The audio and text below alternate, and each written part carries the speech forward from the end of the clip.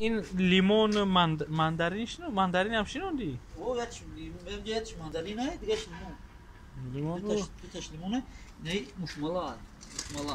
ایش مشمالاش چیه؟ مشمالاش یعنی مود فروکتیه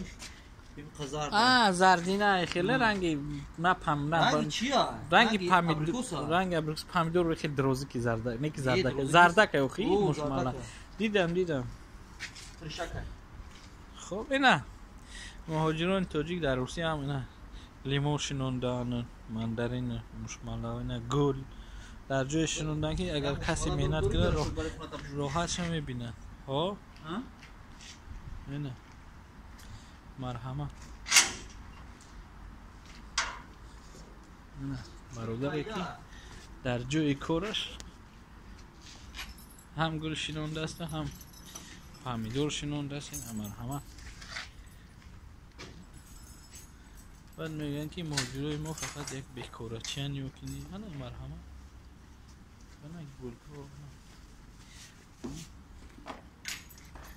در اینجا حتی بادرین هم شنونده هم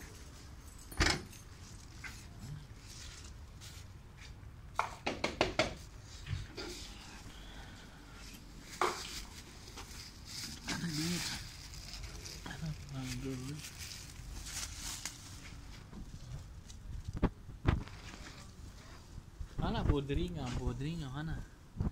بودرینگ هم در اینجا بوده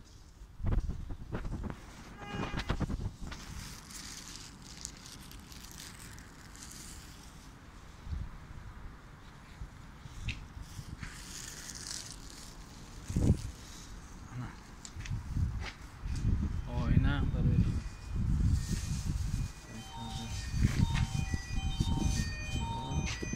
انا این مشمالا رحمتی کلام انا مرحمت الو دادا